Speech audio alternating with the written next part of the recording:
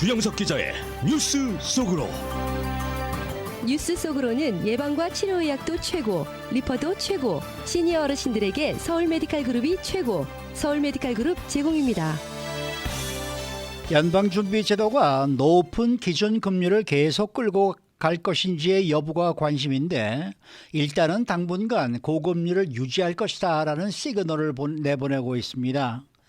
이 연준의 일부 매파 인사들은 추가 금리 인상 가능성까지 언급하고 있어서 올해 한 번 정도 더 이 금리를 인상할지 여부에 관심이 집중되고 있습니다.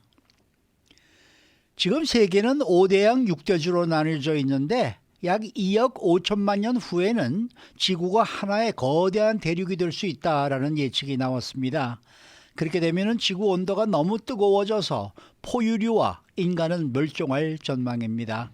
주영석 기자. 안녕하십니까. 연준이 통화 긴축 정책을 계속 유지할 것임을 보여주고 있네요. 그렇죠. 이번 주 들어서 이제 이런 소식들이 계속 나오고 있습니다.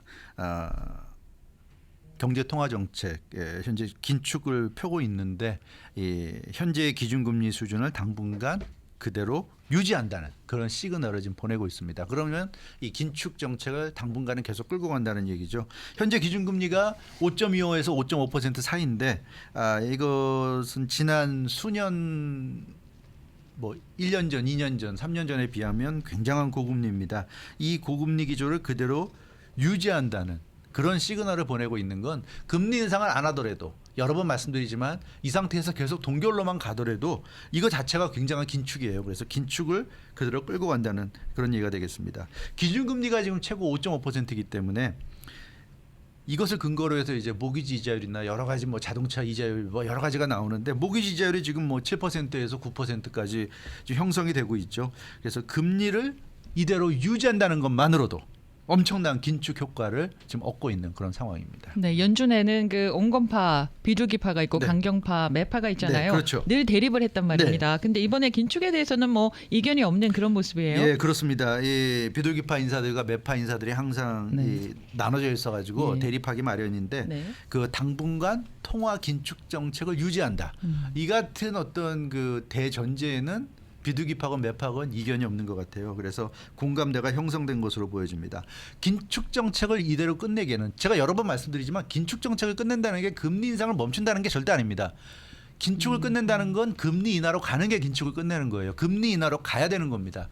동결은 긴축이에요. 그래서 긴축 정책을 끝내기에는, 즉 금리를 인하하기에는 인플레이션 불안 요소가 남아있다고 판단하고 있는 것이 현재 연준의 분위기인 것 같습니다. 그래서 서둘러 긴축을 종료해야 할 이유가 없다는 그런 지금 판단을 하고 있습니다. 그렇지만은 이 비둘기파와 매파 사이에 자세히 들여다보면 차이점이 이제 있죠. 있지 않습니까? 그러니까 금리를 인하해야 되는데, 그게 이제 그 긴축 정책을 끝내는 건데, 긴축을 그대로 간다는 거죠. 가는 방법은 두 가지가 있죠. 지금 현재 상태를 그대로 유지하는 거, 동결로 가는 거, 그리고 더 세게 가는 거, 금리를 계속 인상하는 거.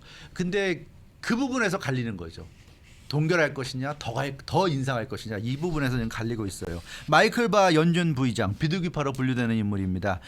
최근에 이 언론과 인터뷰에서 연내 추가 금리 인상, 올해가 가기 전에 12월 FOMC에서 추가 금리 인상이 필요한지를 자꾸 물어보는데, 그건 중요한 질문이 아니다, 이렇게 얘기했어요. 현 시점에서 가장 중요한 질문은 긴축을 얼마나 유지하는지 여부다, 이렇게 얘기했고요. 인플레이션 목표 달성을 위해서 금리를 충분히 긴축적인 수준에서 머무르게 해야 한다, 이렇게 얘기했습니다. 그러니까 이 마이클 바 연준 부의장은 지금 5.5%, 기준금리가 5.5%인 상태에서 쭉 동결로 가도 그 자체가 긴축이라는 얘기죠. 계속 긴축으로 간다는 얘기입니다. 그렇기 때문에 금리 인상을 더 할 거냐는 거는 그건 의미 없는 질문이다. 동결로 계속 간다고 한다면 그거 자체가 이미 상당한 긴축으로 가고 있는 것이기 때문에 그게 중요하다, 이렇게 얘기했고요. 목표 달성까지는 시간이 좀 더 소요될 것으로 예상한다. 목표가 뭡니까? 2% 아닙니까? 연준의 이상적인 물가 수치 2%까지 갈 때까지는 시간이 좀 더 소요될 것으로 예상되기 때문에, 그래서 당분간은 동결로 가야 된다, 이런 얘기고요. 미셸 보먼 연준 이사, 이분은 아주 매파로 꼽히는 인물입니다. 통화 긴축을 선호하는 인물이죠. 인플레이션을 이상적인 목표치 2%까지 적게 내려야 한다는 입장입니다. 언젠가는 내려가겠지만 이게 뭐 1년 후, 2년 후 뭐 한참 있다가 내려가면 의미가 없다. 적기에 내려가야 된다. 그러기 위해서는 끌어내려야 된다. 가만 놔두면 언젠간 내려가겠지만 그렇게 해서는 안 되고 적기에 내려가게 하기 위해서는 우리가 무리해서라도 좀 끌어내려야 된다. 그러기 위해서는 추가적인 금리 인상이 불가피하다. 이렇게 얘기하고 있고요. 로레타 메스터 클리브랜드 연방준비은행 총재 역시 연방준비제도 내에서 대표적인 매파 인사로 분류되는 인물입니다. 근데 올해 한 차례 정도는 더 금리 인상이 필요하다. 이렇게 좀 얘기하고 있습니다. 아직은 연준의 그 인플레이션 관련 작업이 끝나지 않았을 가능성이 크다. 이렇게 언급했어요. 그러니까 이렇게 얘기하는 이유는 뭐 데이터라든가 이런 거 앞으로 나올 데이터들 뭐 그 CPI라든가 PC라든가 이런 것도 봐야 되니까 100% 단정적으로 말은 못하지만 지금의 흐름으로 볼 때 앞으로 최소한 한 번은 더 금리 인상을 해야 되지 않을까 이런 생각이다 하고 얘기를 하고 있습니다. 그래서 이렇게 그 긴축을 유지해야 된다는 대전제는 일치하지만 구체적인 내용 면에서는 좀 차이를 나타내고 있습니다. 네, 다시 정리하면은 통화 긴축 정책을 유지하는 데는 비둘기파, 매파 의견은 같은데 같아요. 네. 그 실행에 있어서는 차이점이 있다. 그렇죠. 이렇게 받으면 되겠네요. 그렇게 보면 되겠습니다. 그러니까 비둘기파는 지금 현재 기준금리 최고 5.5% 아닙니까? 네. 이 정도면 충분하다는 얘기예요. 그냥 금리 동결로 쭉 가더라도 계속 긴축이니까 이 정도면 충분하다는 얘기입니다. 근데 매파는 지금 5.25에서 5.5% 사이 지금의 기준금리가 조금 불만족스럽다는 거죠. 그래서 최소한 한 번 정도는 더 올리자. 그러면 어떻게 됩니까? 5.5에서 5.75%가 되잖아요. 거의 이제 그다음 그러면 이제 거의 6%에 가까워지는데 이 정도는 좀 올려놔야지 안심이 되겠다. 그리고 좀 두고 보자. 그리고 나서 동결로 가서 두고 보다가 괜찮으면 뭐 내리면 되고 좀 더 필요하면 나중에 좀 몇 번 동결하다가 필요하면 한두 번 더 올리든지 뭐 이런 것이 이제 매파의 얘기가 되겠습니다. 그래서 그런 부분에서 비둘기파 매파가 좀 분명한 차이를 나타내고 있습니다. 그러니까 뭐 양쪽 얘기를 다 들어보면 결론적으로 당분간 금리 인하는 없다는 얘기네요. 예, 그렇죠. 당분간은 없다는 얘기인데 문제는 이제 당분간이 문제죠. 당분간이랑 말처럼 애매한 말이 없잖아요. 예, 사람에 따라서는 네, 당분간이 뭐 1년도 당분간이 될 수 있고, 맞아요. 예, 뭐 2달이 당분간이 될 수 있고, 그래서 이게 애매한 겁니다. 예, 다들 생각이 다르기 때문에. 그래서 당분간 금리 인하가 없다는 거는 분명한데 그 당분간이 어느 정도냐가 관건이고요. 지금 많이 나오는 지금 예상은 매파적인 시각에서의 당분간은 뭐냐면 내년 하반기, 2024년 하반기 그것도 한 4분기 정도 가서 금리 인하 할 수 있다. 그러니까 거의 한 1년 정도를 더 이렇게 긴축으로 가다가 내년 말쯤에 이제 금리 인하로 갈 수 있다. 이게 매파적인 시각인 것 같습니다. 그러면 내년 1년에 한 번 내지 많아야 2번 정도 금리 인하. 그런 식으로 금리 인하 가더라도 굉장히 더디게 간다는 거죠. 생각해 보세요. 1년에 한두 번만 내린다 그러면 얼마나 더디게 가는 겁니까? 근데 반면에 비둘기파적인 생각은 뭐냐면 당분간이라고 했는데 내년 1분기부터 당장 내년 한 3월부터 금리 인하에 나선다. 그리고 최소한 1분기에 한 번 정도씩은 내린다. 그러면 1년에 4분기니까 1%도 들어가는 4번 내리니까 그렇죠. 0.25%씩 1년에 1%씩. 근데 보십시오. 5.5%니까 이게 한 2% 1%까지 내리려면 그것도 한 3, 4년 걸리는 거죠. 예. 그러니까 이게 생각하기에 따라서는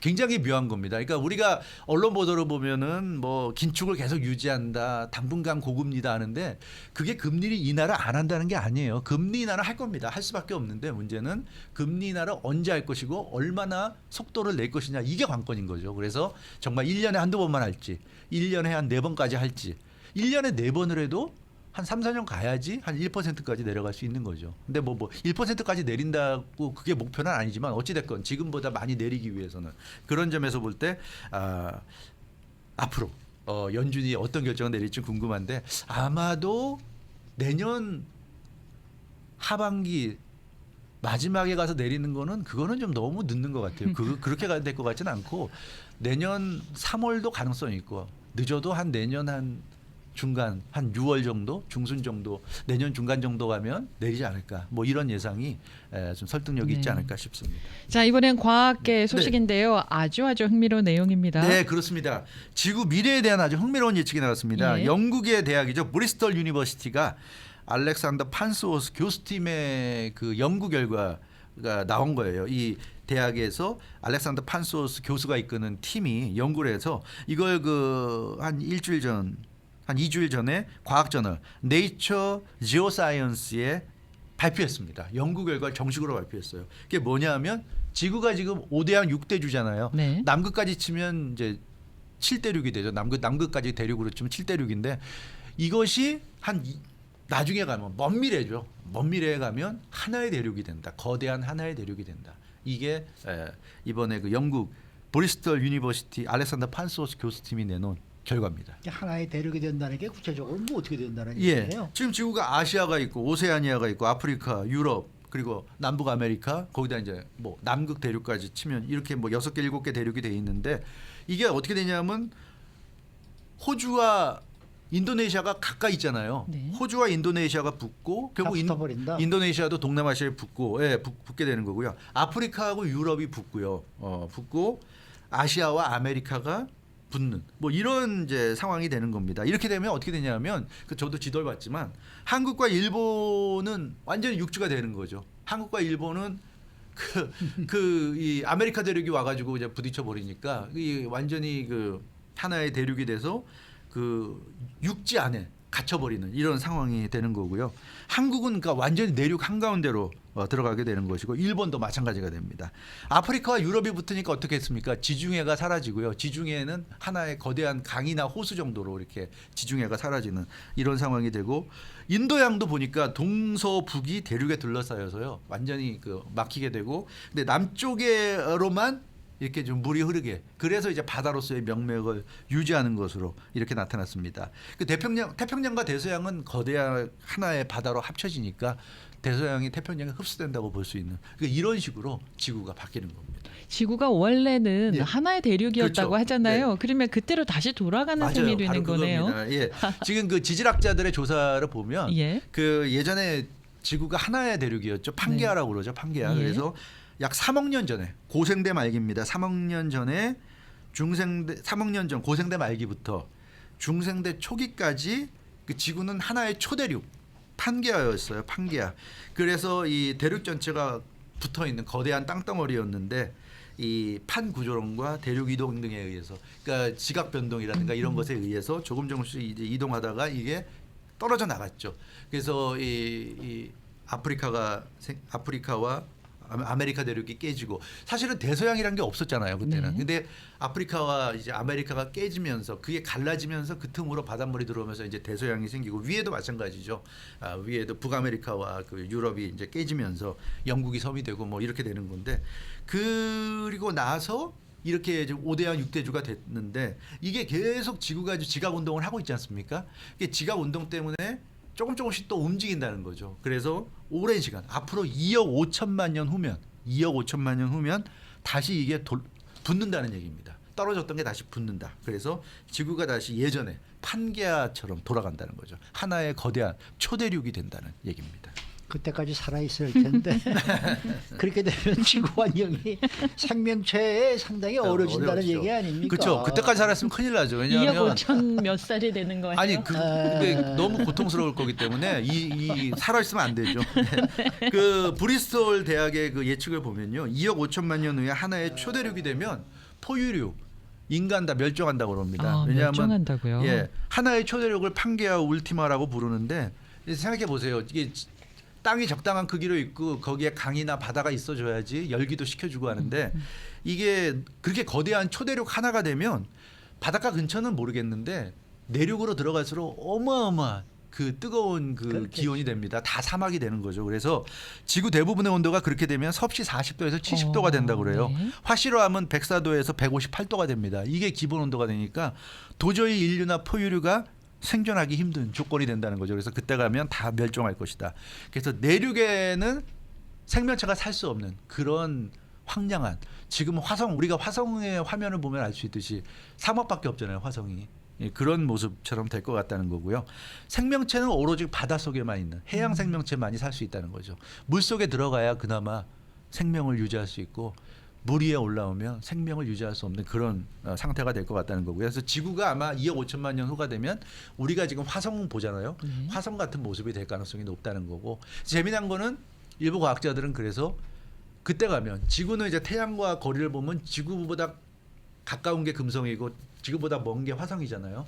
그러니까 지구는 그렇게 뜨거워지는데 지구보다 좀 더 태양과 떨어져 있는 화성이 2억 5천만 년 후에 가면 어쩌면 지금 지구 같은 그런 환경이 될 수도 있다. 뭐 네. 이런 지금 예측도 나오고 있는데 어찌됐건 참 이 2억 5천만 년 후 아주 뭐 우리가 상상할 수도 없는 까마득한 미래지만 그때 가면은 지구가 예전에 중생대 시대로 돌아갈 수도 있다는 네, 공룡 시대로 돌아갈 수도 있다는 이제 그런 예측이 나오고 있는데 아 참 네, 우리 인간의 미래가 결국은 멸종이네요. 멸종입니다. 바다 해저 도시 만들면 되겠네요. 네. 그래서 어쩌면 일론 머스크가 지금 화성으로 가자고 하는 걸지도 그러게요. 모르겠네요. 네. 100도 이상의 뜨거운 날씨에 또 살 수 있는 생명체가 새로 나올지도 모르죠. 새로운 생명체가 그렇지 나올 않겠어요? 가능성이 네. 있겠죠. 뭐 바퀴벌레 같은 그런 것들. 뭐가 있겠죠. 또 네. 수고 많으셨습니다. 주영석 기자였습니다. 뉴스 속으로는 예방과 치료의학도 최고, 리퍼도 최고, 서울 메디칼 그룹 제공이었습니다.